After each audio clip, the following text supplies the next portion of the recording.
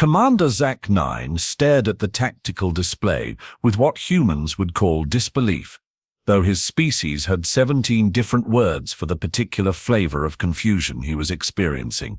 The readouts had to be wrong. They simply had to be. Run the scan again, he barked at his subordinate, Tech Operator Vel-12. And this time, make sure your equipment isn't malfunctioning. Vel-12's tentacles danced across the control interface with nervous precision.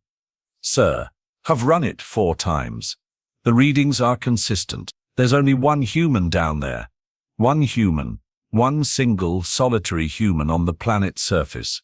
Standing between Zach-9's invasion force of 10,000 elite Korthak warriors and total victory. The absurdity of it made his gill slits flutter with what might have been amusement, if the situation weren't so dire. Perhaps, suggested his tactical advisor, Sub-Commander Nix-4, the human is surrendering. Zach-9's 3 eyes rotated to focus on the data stream again. The human female, designation unknown, was standing in the center of what appeared to be an abandoned mining facility. Her posture was relaxed, almost casual. She held no visible weapons, wore no armor, and showed no signs of distress. In fact, she appeared to be waiting. Surrendering humans don't typically position themselves in strategic choke points, Zach-9 observed dryly. They also don't usually smile while doing it. The smile was the truly unsettling part. It was visible even through the grainy long-distance, a curved expression that humans use to convey numerous emotions, most of which the Korthak found deeply disturbing. This particular smile reminded Zach-9 of something his xenobiology instructor had once said about human facial expressions.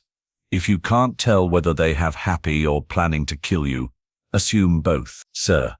Vel-12's voice carried a tremor of uncertainty. Should we proceed with the bombardment, we could eliminate the target from orbit. Negative. Zach-9's response was immediate and sharp. High Command wants this facility intact. The quantum processors inside are worth more than this entire invasion fleet. He paused, considering. Besides, it's one human. What possible threat could she pose? The question hung in the air like a particularly ominous prophecy. Sub-Commander Nix-4 cleared his throat, a sound like grinding metal. Sir, I have been reviewing human military records. There are concerning patterns. There was the incident at Proxima Station where a single human held off 3 battalions of Rep-3 shock troops for 6 hours using nothing but improvised explosives and what they called aggressive landscaping. Zach-9 waved a dismissive appendage. The Rep-3 are notoriously incompetent. Their idea of military strategy involves charging directly at the enemy while making loud noises. Then there's the Battle of Kepler 402b, where a human maintenance worker named Janet Kim reprogrammed 17 industrial mechs to fight an entire armored division. Flukes, anomalies, statistical outliers. But even as Zach-9 spoke, he felt his confidence wavering. Human military records were filled with such anomalies. It was almost as if the entire species had collectively decided that impossible odds were merely suggestions. There's also, Nix-4 continued, consulting his datapad, the siege of Tau Ceti, where a human chef named Marcus Webb held off an entire Zephyrian fleet using nothing but a food processor and what he called creative seasoning. A chef? Yes, sir. He apparently turned the orbital defense grid into what humans call a molecular gastronomy experiment. The Zephyrians retreated after their flagship's hull was converted into what the human described as a really expensive soup. Zach-9 felt a familiar tightness in his primary stomach. Continue. Then there's the infamous dishwasher incident at the Rigel mining colony, where a human janitor named Bob Stevens. Yes, sir. Bob Stevens. He single-handedly defeated an entire Krillian invasion force using cleaning supplies and what he called applied janitorial science. The Krillians are still in therapy. The bridge fell silent except for the gentle hum of life support systems. Zach-9 found himself staring at the tactical display with growing unease. The human woman hadn't moved from her position, but something about her stillness seemed more ominous with each passing moment. Sir, Veltelf interrupted. We have receiving a transmission from the surface. The human is contacting us? Yes, sir. Audio only. She's requesting permission to speak with the commanding officer. The audacity was staggering. A single human facing 10,000 alien warriors was asking for a chat with management. Zach-9 found himself genuinely curious about what she might have to say. Put her through. The voice that emerged from the communications array was decidedly female, with an accent that suggested Earth's North American continent. What struck Zach-9 most was her tone, conversational, almost friendly, as if she were ordering coffee rather than facing down an alien invasion. Hello there, I'm Dr. Elena Vasquez, xenoarchaeologist, and as of about 20 minutes ago, the only thing standing between you and some very expensive mining equipment. I don't suppose we could discuss this like civilized beings. Zach-9 activated his translator and responded. Vasquez, I am Commander Zach-9 of the Korthak Imperial Fleet. You are trespassing on claimed territory. Surrender immediately and you will be processed according to the Galactic Warfare Convention. Oh, that's sweet of you to offer, came the reply, and Zach-9 could practically hear the smile in her voice. But I'm afraid I can't do that. You see, I have been studying this facility for the past 3 months, and I have learned some absolutely fascinating things about human engineering. Dr. Vasquez, you are outnumbered 10,000 to 1. This is not a negotiation. You have absolutely right, Commander. This isn't a negotiation. This is me being polite before I demonstrate why humans have a reputation for being, shall we say, creatively destructive. The transmission cut off. Zach-9 stared at the communications panel for several long moments. Around him, his bridge crew maintained a tense silence. Finally, he spoke. What exactly do we know about this facility? Vel-12 consulted his displays. Standard human mining installation, sir. Built approximately 50 years ago by the Terran mining Matson. Operations ceased when the company went bankrupt. The facility has been abandoned for decades. Abandoned, Zach-9 repeated slowly. So why is there a xenoarchaeologist studying it? Unknown, sir. Her research permits are extensive.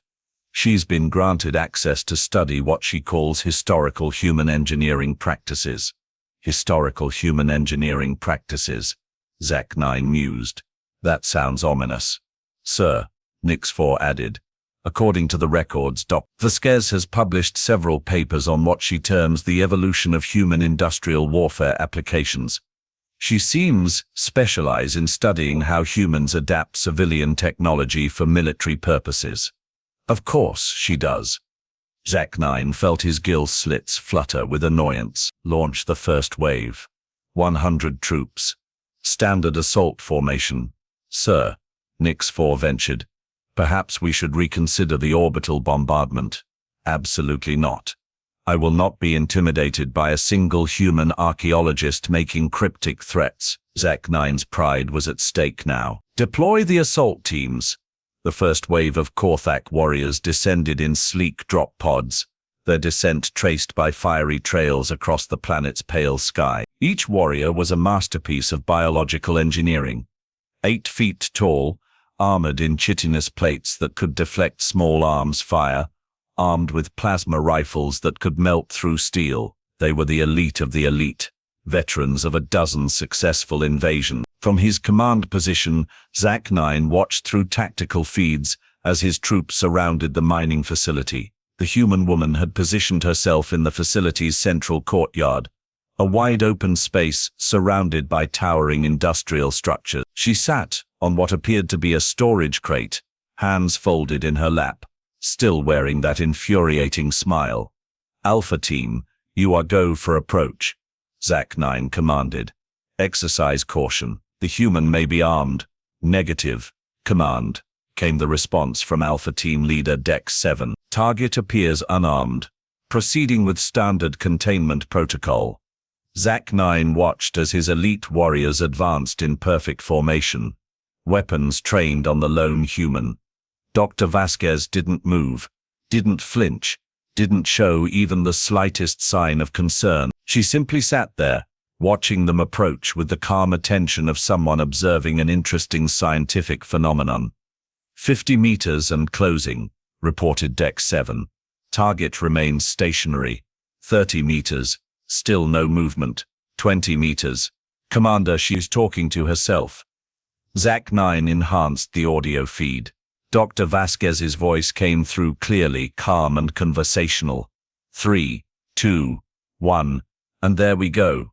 The explosion, when it came, was not what any of them expected. It wasn't a massive detonation, no earth-shattering boom or mushroom cloud. Instead, it was a series of precisely timed, carefully placed charges that brought down 3 of the facility's support towers in a controlled demolition that would have impressed professional engineers. The towers fell inward, creating a cage of twisted metal and concrete that trapped the entire assault team in a space roughly the size of a basketball court. Well, Dr. Vasquez said pleasantly, standing up and dusting off her hands, that was satisfying. Now who's ready for round 2? Zach-9's jaw dropped. Literally. His species' mandibles were designed to unhinge when experiencing extreme shock, and this definitely qualified. His elite assault team, 100 of the finest warriors in the Korthak military, had just been outmaneuvered by a single human using nothing but construction equipment and timing. Command, we need extraction. Deck 7's voice crackled over the comm, tinged with panic. We have trapped, but alive. The human, she knew exactly where we were going to be. How is that possible? Zach-9 demanded. Sir, Vel 12 said quietly, I'm detecting some unusual readings from the facility. It appears to have been modified. Modified how? I'm not entirely sure, but there are energy signatures consistent with human technology integration. Lots of it. Dr. Vasquez's voice came over the open channel again, cheerful as ever. Commander Zach-9, are you still there? I hope you have not too upset about your boys. They have perfectly safe, just a bit contained. Would you like me to explain what just happened? Against his better judgment, Zach-9 found himself responding, please do. Well, it's really quite simple. You see, this facility was built by humans about 50 years ago, before the mining consortium went bankrupt. Standard human engineering, which means it was built to last approximately forever and designed to be modified by anyone with half a brain and a complete disregard for safety protocols. She paused, and Zach-9 could hear her moving around, her footsteps echoing in the confined space. The thing about human engineering, she continued, is that we design everything to be multi-purpose. Those aren't just support towers, they have modular construction units. Those aren't just power conduits, they have reconfigurable energy distribution networks. And those aren't just mining lasers. Her voice took on a distinctly predatory tone. Those are mining lasers that can be very easily repurposed for other activities. On cue, a dozen brilliant red beams lanced out from concealed positions around the facility, carving precise patterns in the ground, just meters from where the trapped assault team huddled. The message was clear. She could have killed them all, but chose not to. Now, Vasquez continued, I have spent the last 3 months studying this facility, learning every system, every backup protocol, every emergency subroutine. I know this place better than the original designers did, and I have made some improvements. What kind of improvement? Zach-9 asked, though he suspected he didn't want to know the answer. Oh, the usual. I have networked all the industrial equipment into a single command system. I have reprogrammed the mining drones to perform what I call aggressive excavation. I have turned the ore processing facility into something that could charitably be described as a particle accelerator. And I have wired the entire place with enough explosives to level a small city. The silence that followed was deafening. But here's the really interesting part, Vasquez continued, and Zach-9 could hear the smile in her voice growing wider. I have been studying Korthak military tactics for the past 3 months. Your species is remarkably predictable. You always follow the same patterns, use the same formations, employ the same strategies. It's almost like you have following a manual. We are following a manual, Zach-9 said, before he could stop himself. I know. Isn't that wonderful? I have read it. cover to cover, twice. And it's surprisingly well written, though. I have some notes about Chapter 7's section on urban warfare tactics. Very outdated. Zek-9 felt his second stomach begin to churn. You have read our military manual? Oh yeah. Strategic Deployment of Corthec Forces in Multi-Theater Operations? 3rd edition. Available for purchase on the Galactic Academic Network for the reasonable price of 47 credits. I also bought the supplemental materials and the training video. Your drill instructor, Sergeant Kex Prime, has a lovely voice. The revelation hit Zek-9 like a physical blow. Their military manual was public. Their training videos were available for purchase. Sir Nix-4 whispered, I'm checking the records. She's correct. Our military doctrine has been commercially available for the past 12 years. It's listed under Educational Materials in the Xenology section. Who authorized this? Zek-9 demanded. Apparently, the Ministry of Education. They wanted to promote cross-cultural understanding and academic transparency.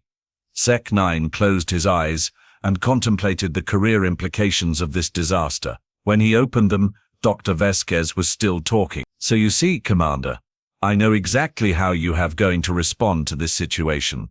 You have going to send a larger force, probably 500 troops, using Formation Delta 7, because it's designed for urban assault scenarios. You will approach from 3 directions, with your heavy weapons teams positioned on the ridgelines to provide covering fire. Your aerial units will attempt to establish air superiority while your ground forces advance in coordinated waves. She paused.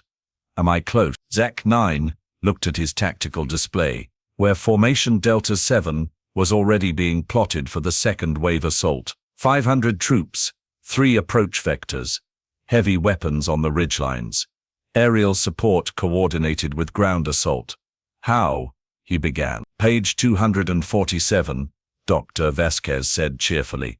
Standard response to initial contact failure in hostile urban environments. Really, Commander, you should consider updating your doctrine. Sun Tzu wrote about this sort of thing 2,000 years ago, and he'd probably have some harsh words about your predictability.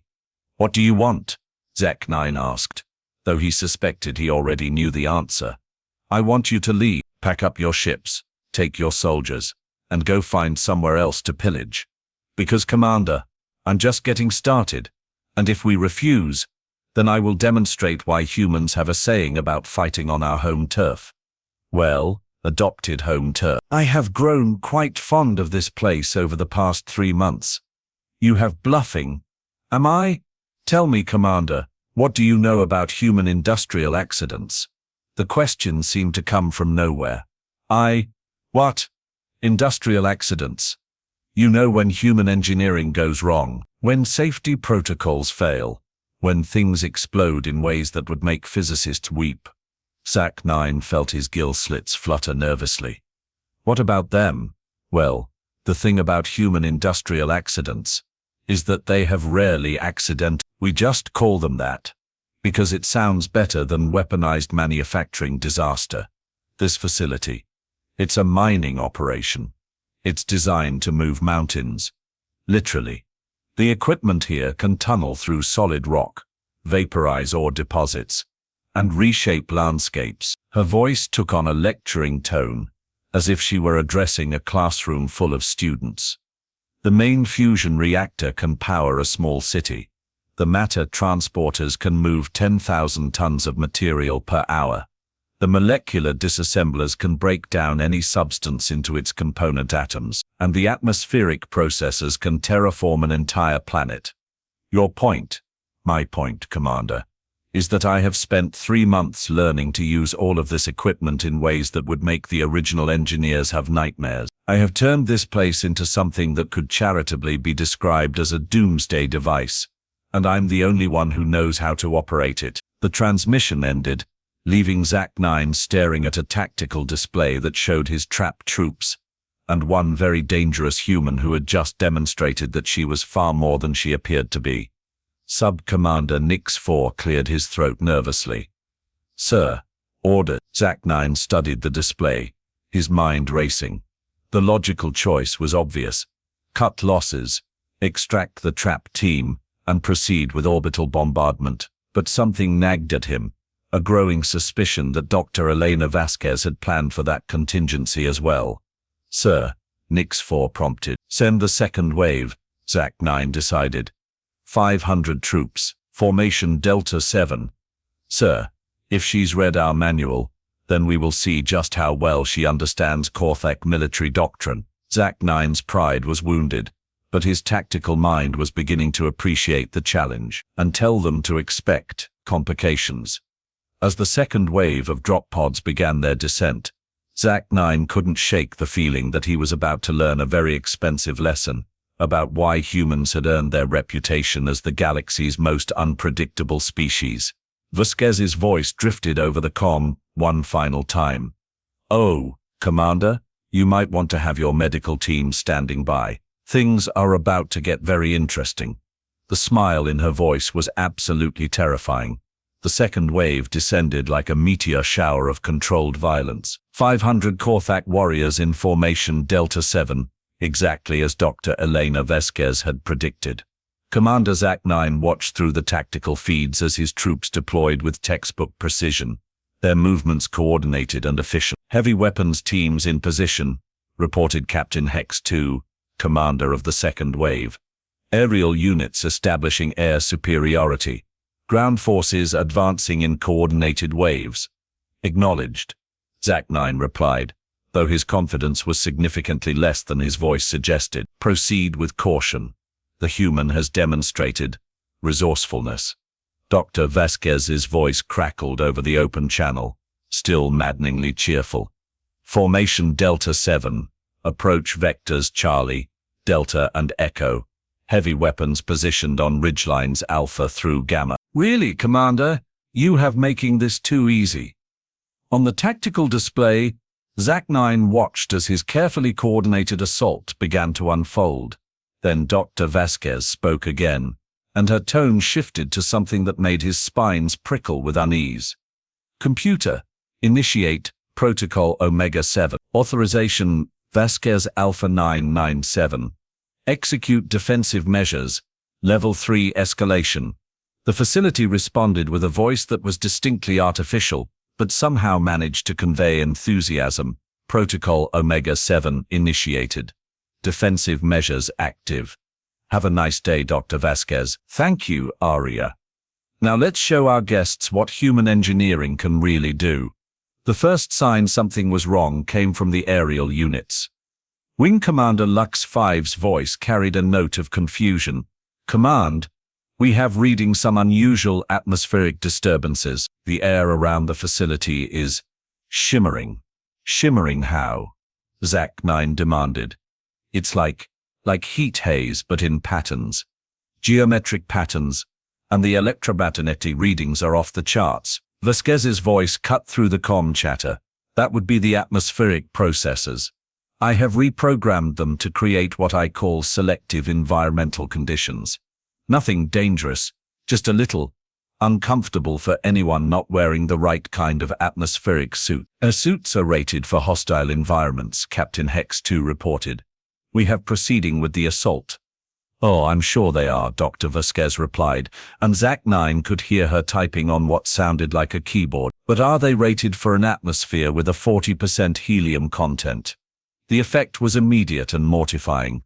The voices of Zach-9's elite warriors suddenly rose several octaves, transforming their menacing battle cries into something that sounded like a chorus of squeaky toys. "Command, we have a problem," Captain Hex 2 squeaked, his dignity evaporating along with his intimidating vocal presence.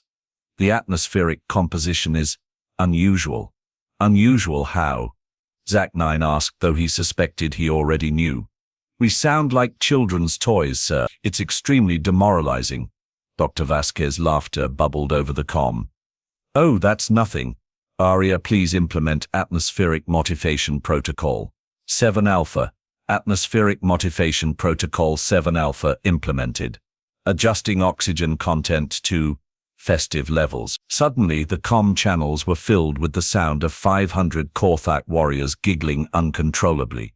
The helium had apparently been replaced with a trace amount of nitrous oxide, turning the galaxy's most feared soldiers into a collection of giddy, high-pitched comedians. "This is undignified," Captain Hex 2 managed between giggles.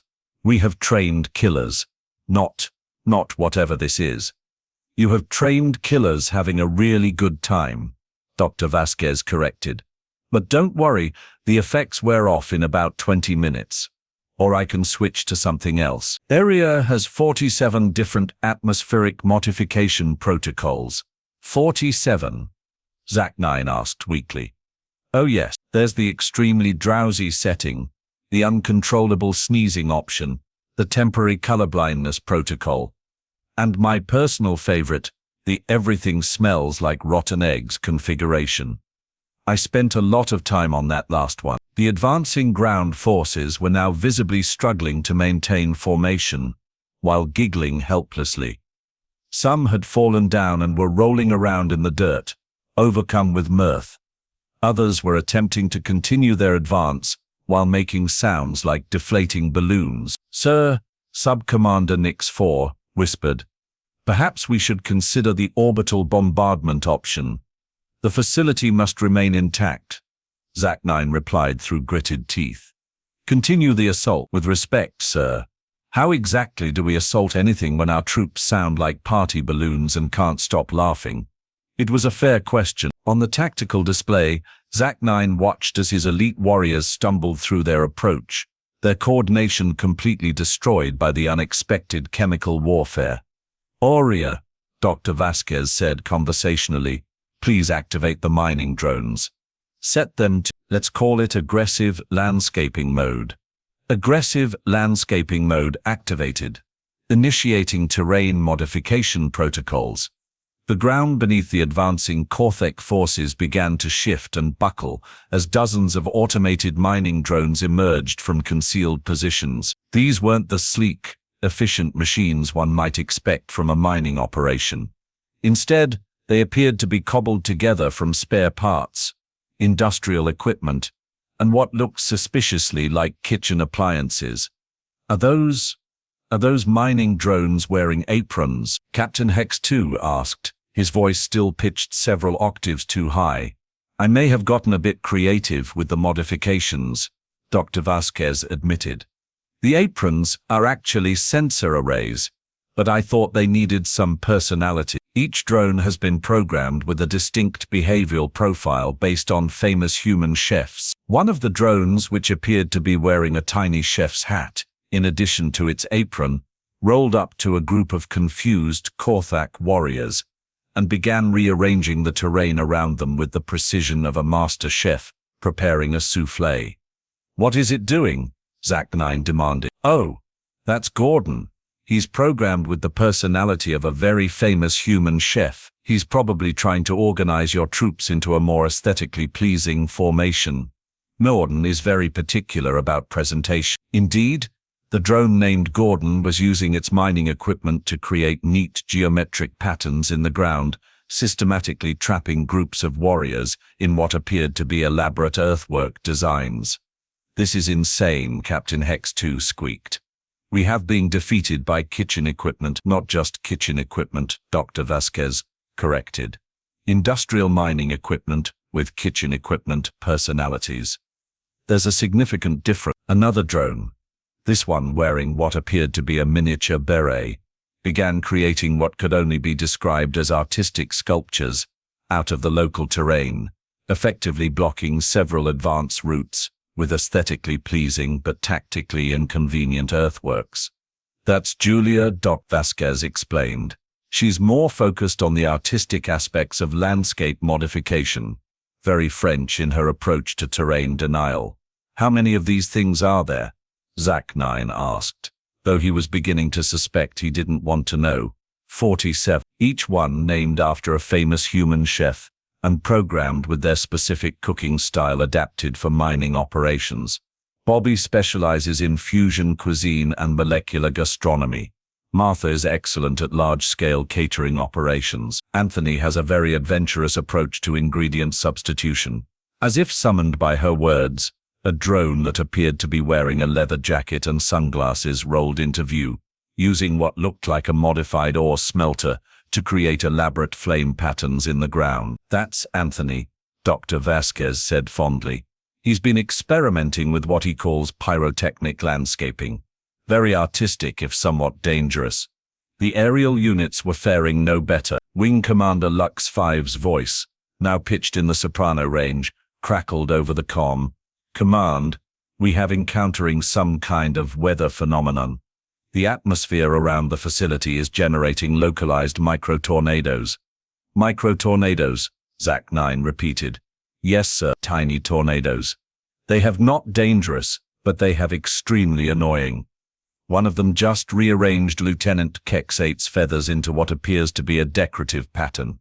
Vasquez's voice carried a note of pride. "That would be the atmospheric processors working in conjunction with the climate control systems. I have programmed them to create what I call aggressive weather patterns. Nothing life-threatening, just persistently inconvenient." "Persistently inconvenient. Well, there's the micro-tornado generator, the selective fog dispensers, the targeted precipitation systems, and my personal favorite, the sudden unexpected rainbow protocol. That last one really throws people off their game." As if on cue, a brilliant rainbow appeared directly in front of the advancing aerial units, causing several pilots to gasp in surprise and momentarily lose formation. "How is that tactically relevant?" Zach-9 demanded. "Have you ever tried to maintain aggressive military posture while looking at a rainbow? It's psychologically impossible. The human brain is hardwired to find rainbows pleasant and non-threatening. It's like trying to be angry while petting a kitten." "We have not humans," Zach-9 pointed out. "No, but most sapient species have similar reactions to specific visual stimuli. I have been studying xenopsychology for years. The rainbow effect works on about 87% of known species. The Korthak are definitely in that category." Indeed, the aerial units had completely lost their aggressive formation, and were now flying in loose, almost curious patterns around the rainbow, their tactical discipline apparently forgotten. "This is ridiculous," Zach-9 muttered. "We have being defeated by atmospheric manipulation and kitchen equipment. Don't forget the rainbows," Dr. Vasquez added helpfully. "The rainbows are very important, sir." Captain Hex-2's voice squeaked over the comm. "We have encountering additional complications." "What kind of complications?" "Well, sir, the ground forces are reporting that the local terrain is singing." "Singing?" "Yes, sir. The rocks are singing. Specifically, they appear to be singing what our translator identifies as human show tunes. It's extremely disorienting." Dr. Vasquez's laughter was audible over the comm. "Oh, that's the seismic resonance system. I have programmed it to create harmonic frequencies that emerge from the planetary crust. The song selection is randomized, but I may have weighted it toward particularly catchy tunes. The sound of 500 Korthak warriors giggling helplessly while surrounded by chef-themed mining drones, rainbow-generating weather systems, and singing rocks was perhaps the most surreal thing Zach-9 had ever experienced in his long military career. "Aria," Dr. Vasquez said, "please initiate the finale sequence. Protocol Omega Omega 7. Initiating finale sequence. Protocol Omega Omega 7 active. Preparing for dramatic conclusion." "What's Protocol Omega Omega 7? Zach-9 asked, though he was fairly certain he didn't want to know. "Oh, that's the fun one. You see, Commander, I have been studying human entertainment industry techniques. Specifically, I have been analyzing what humans call the big finish. Every good show needs a memorable conclusion." The facility began to hum with power, a deep, resonant sound that seemed to vibrate through the hull of Zach-9's command ship. On the tactical display, energy readings spiked across the board. "What are you doing?" Zach-9 demanded. "I'm giving you something to remember me by," Vasquez replied. "Ria, please activate the holographic projection system." Holographic projection system active, generating spectacular visual display. The sky above the facility suddenly erupted in a display of lights that would have made any human fireworks designer weep with envy. Massive holographic projections filled the atmosphere, showing images of human achievements, cities, artworks, scientific discoveries, and cultural monuments. The images were accompanied by a soundtrack that seemed to emerge from the very air itself. "What is this?" Zach-9 asked, genuinely awed, despite himself. "This is humanity, Commander. This is what we have accomplished, what we have built, what we have created. And this is what you have trying to destroy." The holographic display shifted, showing images of humans working, building, exploring and creating. The soundtrack swelled, featuring what the Universal Translator identified as inspirational human music. "You see, Commander, the thing about humans is that we don't just fight. We build, we create, we explore, we make things better. And when someone tries to take that away from us..." The display changed again, showing images of human resistance throughout history. Warriors, scientists, artists, and ordinary people standing up against overwhelming odds. "We remind them why that's a bad idea." The holographic display reached its crescendo, showing a single image. Dr. Elena Vasquez, standing in the facility's central courtyard, surrounded by the technological marvel she had created. She was still smiling, but now the smile carried a different meaning. "So, here's my offer, Commander.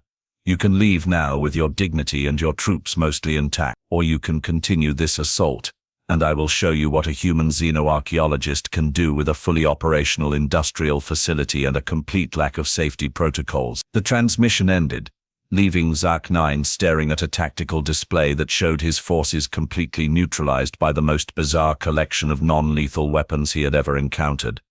"Sir," Sub-Commander Nix-4 said quietly, "your order." Zach-9 studied the display for a long moment. His troops were scattered, demoralized, and currently being serenaded by singing rocks while trapped in artistic earthworks created by chef-themed mining drones. The facility remained completely intact, defended by a single human who had just demonstrated that she could neutralize a military force without firing a single shot. "Sir," Nix-4 prompted. "Signal the fleet," Zach-9 said finally. "We have withdrawing, sir." "You heard me. Signal withdrawal. All forces, return to the ships." "But sir, High Command will demand an explanation." Zach-9 thought about trying to explain to his superiors that his invasion force had been defeated by kitchen equipment, rainbows, and show tunes. Then he thought about Dr. Vasquez's smile and her promise to demonstrate what a human could do with a complete lack of safety protocols. "Tell High Command that the facility is defended by advanced human military technology, and that a successful assault would require orbital bombardment, which would destroy the very equipment we have trying to capture. Is that accurate?" "Sub-Commander, I have just watched a single human defeat 500 of our best warriors, using mining equipment programmed to think it's cooking dinner. At this point, I'm prepared to classify anything a human does advanced military technology." Dr. Vasquez's voice came over the comm one final time. "Excellent choice, Commander. Aria, please assist with the withdrawal. Set atmospheric conditions to pleasant and non-threatening." Atmospheric conditions adjusted, initiating recovery protocols for visiting personnel. The giggling stopped, the rainbow faded, the singing rocks fell silent. The chef-themed mining drones retreated to their hiding places. Though Gordon paused long enough to arrange a few decorative stones around the landing zone. "Commander," Dr. Vasquez said, "it's been a pleasure. Safe travels." As the Korthak fleet retreated from the system, Zach-9 found himself composing his report to High Command. How exactly did one explain that a single human had defeated an entire invasion force using what amounted to an elaborate practical joke backed by industrial equipment? In the end, he decided to keep it simple. Human defensive capabilities exceed current intelligence estimates. Recommend avoiding further contact until we develop appropriate countermeasures. He didn't mention the chef-themed mining drones. Some things were better left unsaid. Dr. Elena Vasquez stood in the facility's central courtyard, watching the alien ships disappear into the distance. Aria's voice emerged from the facility's speakers. "Shall I begin resetting the defensive systems, Dr. Vasquez?" "Not yet, Aria. I have a feeling word about this is going to spread. We might have more visitors. Should I prepare additional atmospheric modification protocols?" "Absolutely. And Aria, start working on some new drone personalities. I'm thinking maybe some famous human comedians this time." The aliens seemed to respond well to humor. "Certainly, Dr. Vasquez. I have extensive databases on human comedic performers. This should be entertaining." Elena smiled as she walked back toward the facility's main building. Behind her, Gordon the mining drone was already back at work, carefully arranging the debris from the encounter into aesthetically pleasing patterns. Just another day defending human space with the power of creative engineering and an absolutely ridiculous sense of humor. A galaxy, she reflected, was about to learn why humans had a reputation for being unpredictable, and she was just getting started.